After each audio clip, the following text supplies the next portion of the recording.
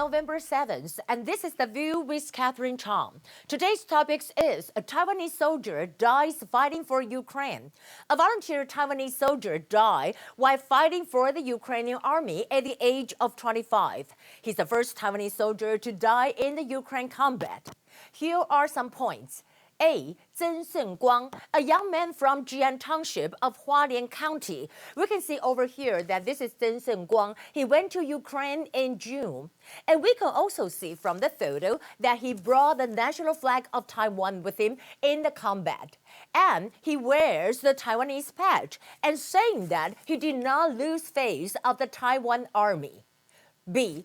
曾圣光's wife said that he died due to excessive blood loss in the Luhansk region.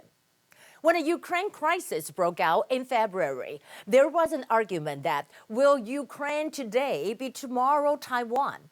Taiwanese people are determined to fight to defend their freedom and sovereignty.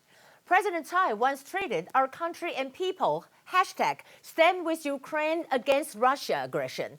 And there are at least 10 Taiwanese citizens who volunteered to fight for Ukraine against Russia.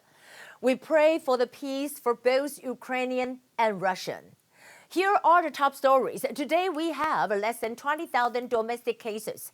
First, I want to talk about President Tsai welcomes St. Kitts Prime Minister with military salute. New St. Kitts and Nevis Prime Minister Terence Drew visit Taiwan for 4 days and will meet with President Tsai tomorrow. This will be his first trip to Taiwan since he took office in August. And he said that we will continue to support Taiwan's inclusion in international organizations.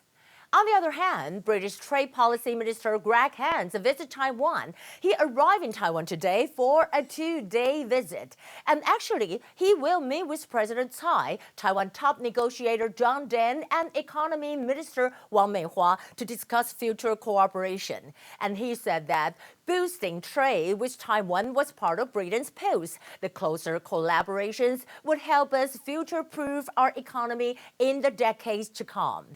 Also, Chinese jet incursions spiked dramatically. According to the Taiwan Defense Ministry, 46 Chinese aircraft and 4 naval vessels were detected near Taiwan on November 6. 21 Chinese warplanes were discovered flying across Taiwan Strait median line and into the southwest ADIZ of Taiwan. Well, we can see over here that this is the median line of the Taiwan Strait, and these are the Chinese PLA fighters. And Taiwan Foreign Minister Joseph Wu told Washington Post that, well, time is running out to do what is needed to avoid war and to save democracy. In addition, Taiwanese soldier dies fighting in Ukraine war. Taiwan Ministry of Foreign Affairs said that the government is exhausting all means to provide his family with all necessary assistance at this difficult time. We know that the soldier's mother, sister, and wife have traveled to Ukraine to identify the body and expected to arrive in the evening of November 7th. Moreover, Taiwan attends COP27 summit as NGO observer.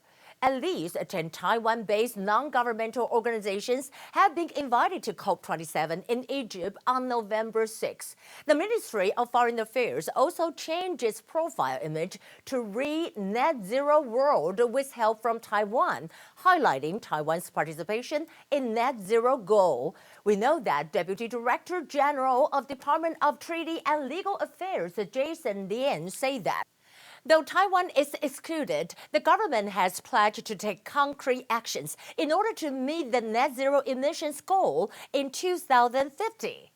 In the end, I want to share with you that today is the beginning of winter in Taiwan. Today is Lidong. It means that it is the beginning of winter. People like to take dietary supplementations or herbal tonics, including what we said over here, ginger duck stew. Ginger duck stew, we said, is 姜母鸭, and mutton hot pot, what we call it 羊肉炉. Well, we believe these foods can enhance our health and strength. Why don't you try some tonight? Well, this is The View with Catherine Chang. Today is Monday. I hope you all have a nice Monday. I'll see you again.